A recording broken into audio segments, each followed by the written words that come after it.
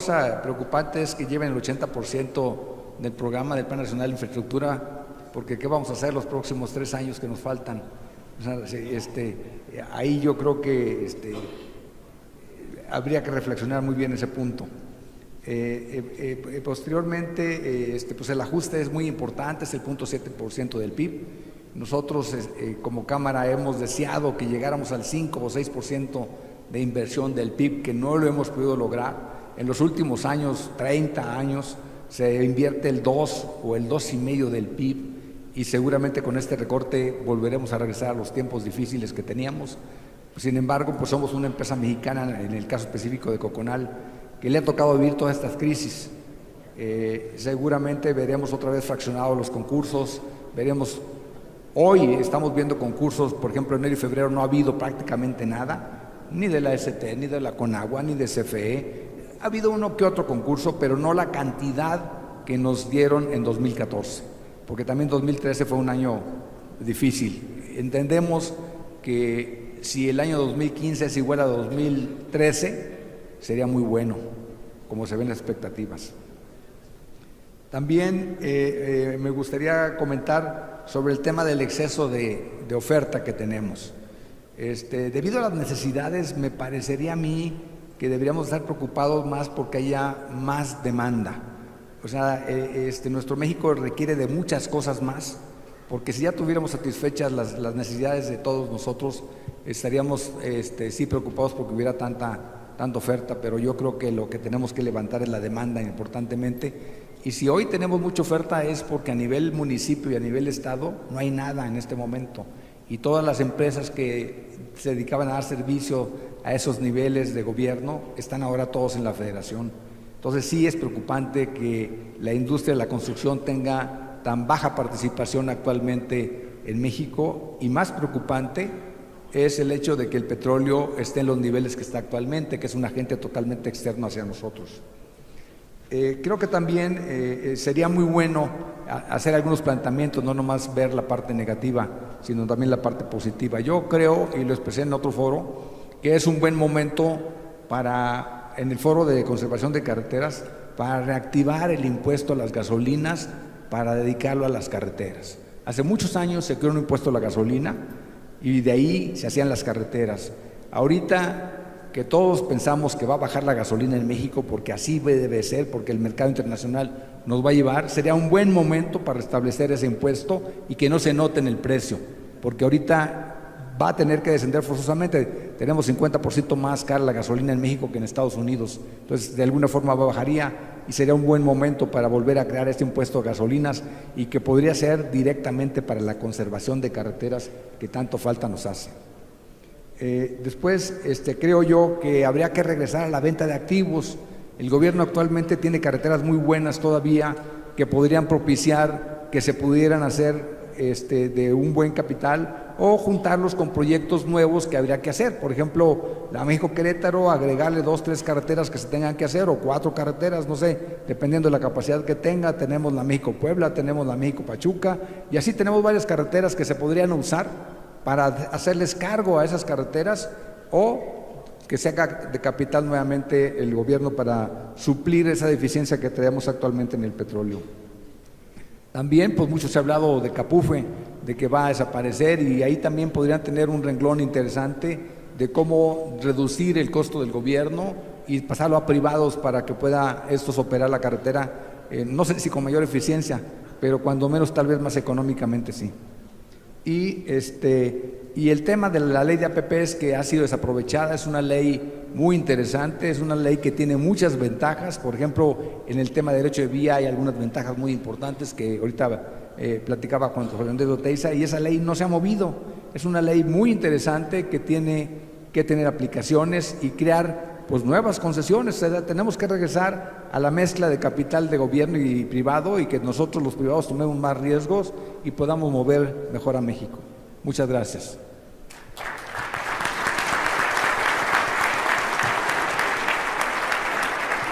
Don Víctor, por favor. Sí, gracias. Obviamente ya el tiempo que queda es muy corto, nos acaban de indicar. Pero bueno, señor subsecretario, gracias por su presentación. Agradezco al a la Cámara Mexicana de Industria de la Construcción. Luis, muchísimas gracias por la invitación. A nuestro amigo Gustavo Orballo, desearle mucho éxito en su encomienda que inicia el día de hoy. Y bueno, lo que acabamos de escuchar es una palabra que me gustó mucho, lo dicho por el señor subsecretario, es la congruencia. De lo que nos mostraron en el inicio de la gestión, lo hemos estado viendo, lo hemos estado dándole seguimiento. De hecho, en el Colegio de Ingenieros Civiles estamos haciendo un trabajo en el cual pretendemos entregárselo al Poder Ejecutivo. Es en el sentido de qué se planeó, qué se avanzó, qué nos faltaría, pero qué más tendríamos que hacer para que como país diéramos ese gran vinco para un punto logístico a nivel mundial. Yo creo que con lo que se ha planteado damos un gran paso, pero definitivamente, como se acaba de decir aquí otros panelistas, faltaría mucho por hacer. Y para hacer en el Colegio de Ingenieros Civiles de México, que me honro en presidir, insistimos mucho en dos temas en los cuales le pedimos al señor subsecretario que sean tomados en cuenta. Uno, el uso el contratar a la ingeniería mexicana, la ingeniería civil mexicana, creo que es algo importante. No estoy hablando como empresas, hablo como gremio de la ingeniería civil, y como tal es que me presento en este foro, independientemente que, como muchos de ustedes saben, también soy constructor, así lo dijeron, pero la ingeniería civil como tal, creo que tenemos unos exponentes muy, muy importantes. Una de las grandes pruebas de nuestra ingeniería es que el que preside actualmente la Asociación Mundial de Carreteras es un mexicano, el ingeniero Oscar de Buen, ingeniero civil, también miembro de nuestro colegio, y por tanto hacia allá podríamos solicitarle a la subsecretaría, de hecho al gobierno federal, que esa parte de la ingeniería civil, que así como le están proponiendo ahora en las construcciones, ¿no?, se exija, de ser posible, y lo comentaba el licenciado José Andrés Oteiza, de las cadenas productivas, que en esa cadena productiva, esas grandes empresas que están viniendo a México, sumen a las empresas mexicanas con ingeniería civil mexicana, que les permita sumarse, pero desde el origen, y no que de repente nos digan, ya llegamos y ahora meto a alguien para taparle el ojo al macho, porque eso de verdad no creo que sea conveniente para nuestra labor de ingeniería civil. Hay empresas mexicanas que hacen una gran labor de ingeniería civil y como tal debían de ser tomadas en cuenta. Otro tema que también se ha tocado, que es el tema de la Ley de Obra Pública, que como colegio hemos estado presentes junto con la Cámara desde el punto de vista de poder participar en cómo se aplica, cómo se da el reglamento, cómo sigue adelante. Recordemos que salió de la Cámara de Diputados, pero está en la Cámara de Senadores. Y si en la Cámara de Senadores no sale en esta legislatura, ya no va a salir y tendremos una nueva legislatura y probablemente todo lo ganado se puede perder. Y uno de lo ganado que está ahí, que hemos defendido mucho en nuestro colegio, perdón, pero tengo que hacer mención de nuestro colegio, es la gerencia de proyecto. Y creo que la gerencia de proyecto es algo que ya contempla esta ley y que permitirá el ejercicio transparente de los recursos que el gobierno aplica en cada una de sus áreas de infraestructura. La infraestructura como tal es tan amplia como nos imaginemos. Cualquier cosa que nos imaginemos es infraestructura, no solamente la parte de comunicaciones y transportes. Y por tanto la gerencia de proyectos será muy importante en nuestro país a efecto de seguir adelante y seguir progresando en el entendido que vamos por un camino marcado, fijado y que ustedes están aplicándose para que así suceda. Muchas gracias. Muchas gracias, Víctor. Gracias. Si nos comentas, por favor, secretario, antes de que iniciemos la sesión de preguntas y respuestas, la cual acordamos que fuera abierta, micrófono abierto y con unas entre 7 y 8 preguntas por ahí, con los tiempos que tenemos ahorita. Por favor. Gracias. Muy rápido, en el mismo orden, comentarle a José Andrés, por supuesto el tema de derecho de vía es el talón de Aquiles, tenemos que resolverlo. Cada vez que hay un retraso en derecho de vía hay sobrecostos en la obra que después es muy difícil de documentar, de explicar, en fin, y bueno, estamos trabajando algunas fórmulas creativas. Viene por ahí un tema del reglamento que tiene que ver con la ley de concesiones, que nos va a dar algún margen de maniobra, y sigue pendiente un tema que tiene que ver específico con derecho de vía. El tema del concepto del libro abierto, la verdad es que lo platicamos el otro día en corto, hace unos 8 días, estoy tratando de interiorizarme un poquito de cuál es el alcance de algo así. No perdamos de vista que toda la información de los contratos de gobierno ya es información pública de oficio. Eso quiere decir que el libro se va a abrir tarde o temprano. Entonces lo que tenemos que hacer es, entiendo que es un concepto diferente, pero que se complementa muy bien, porque aquí ya sabemos que todo lo que pactemos el privado con la autoridad se va a conocer en el público. Entonces, en lo que yo interpreto el libro abierto es cruzar modelos financieros, sentar a los bancos, sentar a todo el mundo en la misma mesa con testimonios públicos y que con cada quien tome la consideración, por ejemplo, en el caso de las concesiones, que todos decidan con la misma información si corren el riesgo, si no corren el riesgo, etcétera. Pero yo creo que es algo de lo que le viene realmente muy bien al sector. Del tema de la intervención de Alonso, la reflexión que me queda es recordar algo muy básico, y es que la Secretaría de Comunicaciones y Transportes no construye, los que construyen son ustedes, y que esa buena comunicación y ese fortalecernos recíprocamente es lo que nos va a permitir entregar una mejor infraestructura en el país. Digo, lo que están haciendo en Oaxaca con la ICA, lo que está haciendo, y si me voy aquí empresa por empresa en todo el país, realmente a nosotros nos toca mucho del rol administrativo, del rol de autoridad, pero ustedes son los responsables de la construcción. Entonces, pues encargarles que sigamos trabajando muy de cerca para que esto se consolide. De los temas que estaba refiriendo aquí don Héctor, primero, el que la inversión se siga hablando del 7.7, es probable que ese sea un número que se termine por ajustar. Eso indica, digamos, el sentido común. Pero hay una cosa que es muy importante reflexionar.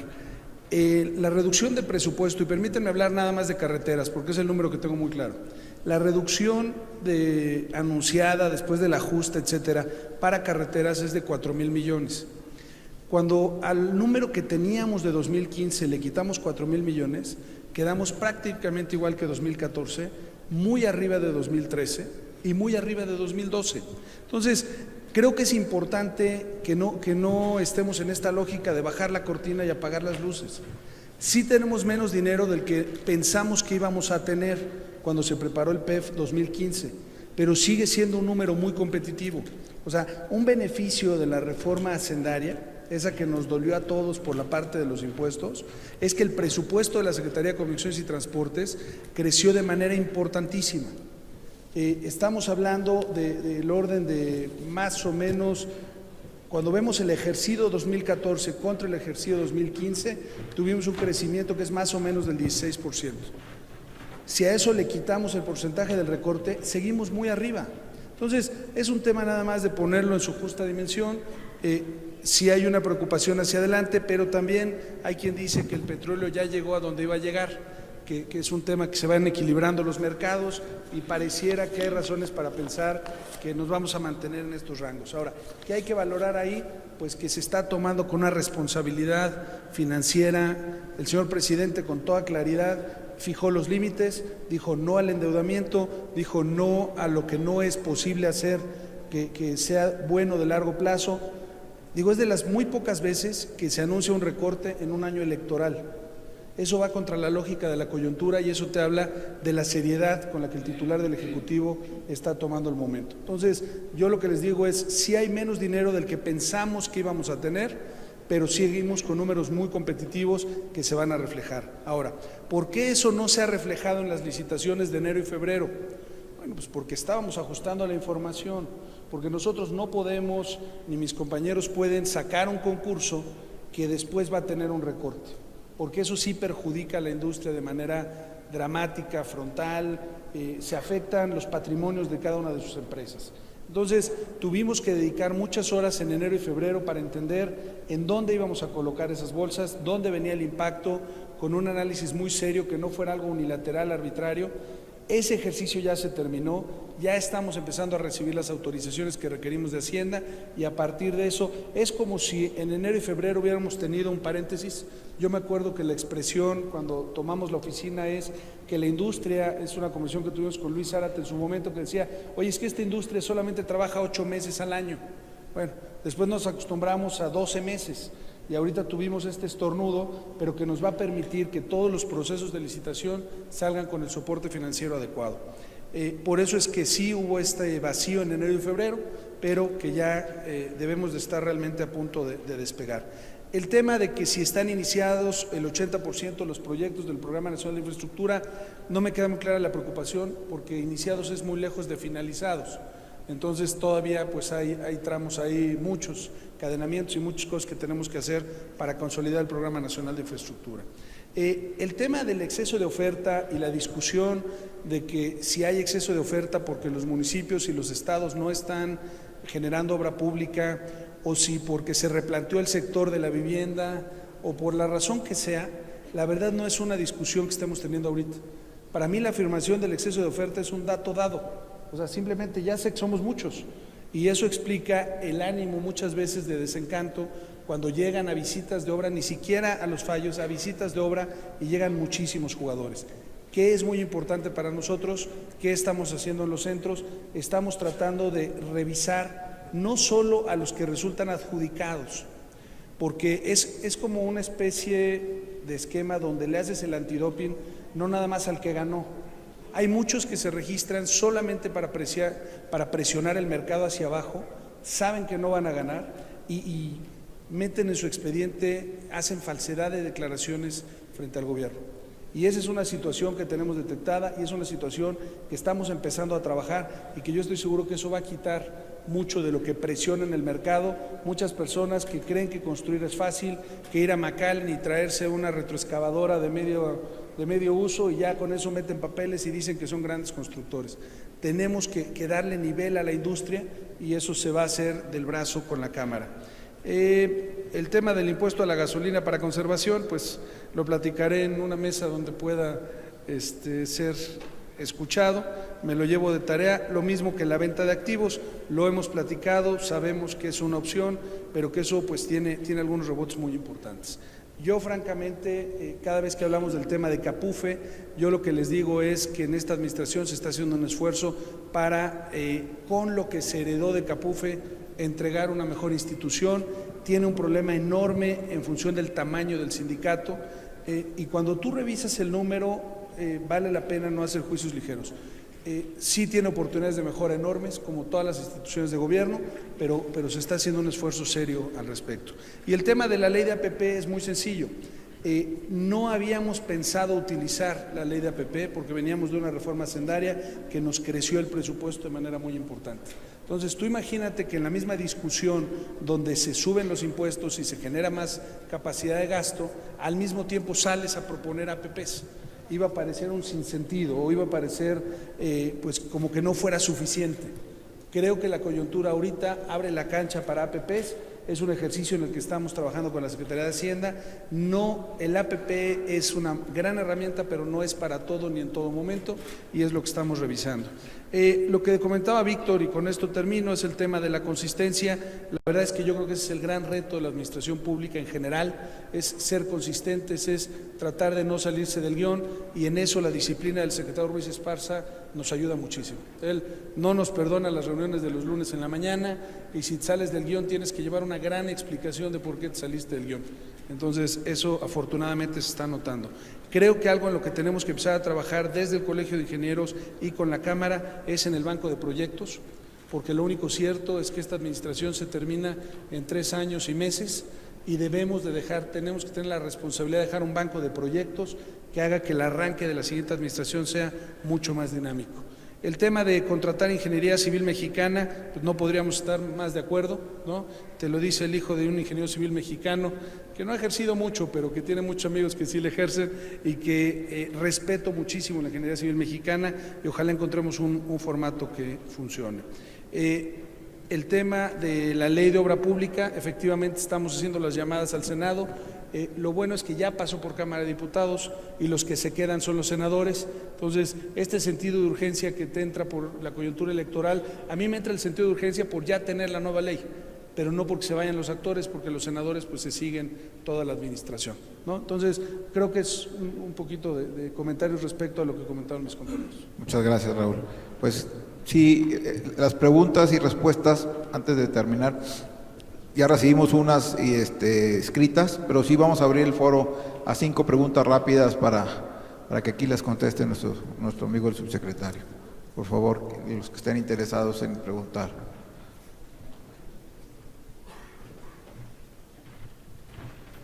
preguntas o nos vamos a más? Ya tengo. ¿Las quieres contestar? ¿Las escritas o no? ¿Ya nos vamos? ¿Vamos? ¿Ya las tengo aquí? ¿O quedó muy claro? Yo creo que sí, como comentan aquí, quedó muy claro que no hay dudas. Bueno, aquí está Alejandro Ramírez. Ahora, Alejandro, por favor. Ahí va la señorita.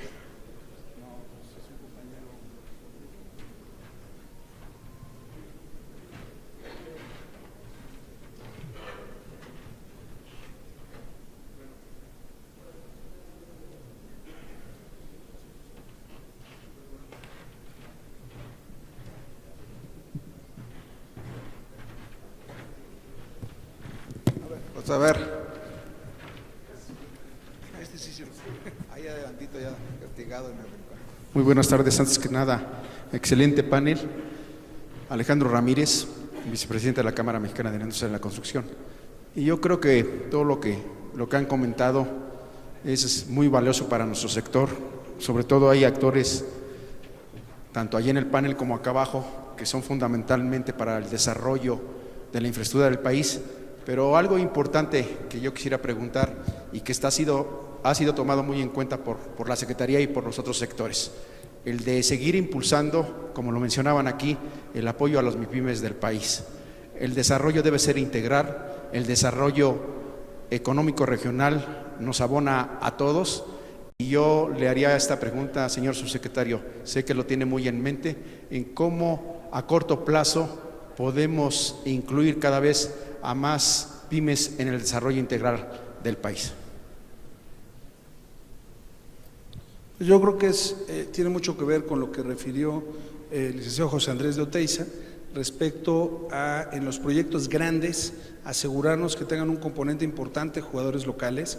El sentido económico te dice que debe ser mucho más barato contratar un buen jugador local que traerte un buen jugador de otra parte del país. Entonces, en la medida en que seamos capaces de profesionalizarnos todos, pues no veo ningún incentivo para que para hacer una obra en Campeche lo vengan a traer de Durango, ¿no? Los costos simplemente no dan. Y lo que sí creo que es muy importante es que mantengamos mucha comunicación respecto a las dinámicas en cada uno de los centros y con las oficinas centrales para tratar de ser muy incluyentes en la parte de quiénes son los que van resultando adjudicados. Que los jugadores locales tengan buena información, que la tengan a tiempo, que puedan participar en las licitaciones y a partir de eso pues se van a hacer cada vez más competitivos regionalmente. Adelante acá.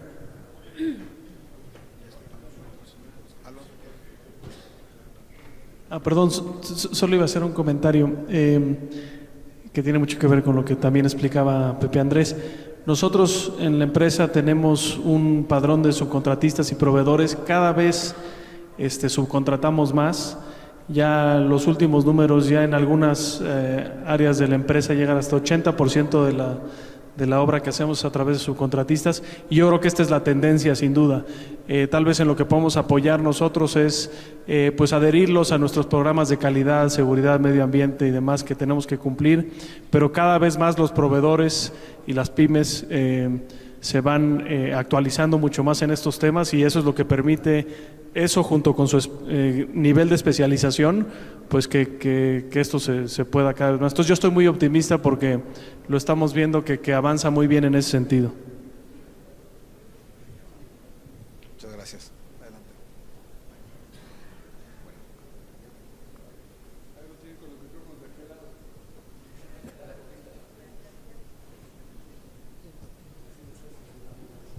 Buenos días, Mario Salazar, presidente de la Cámara de Consultoría.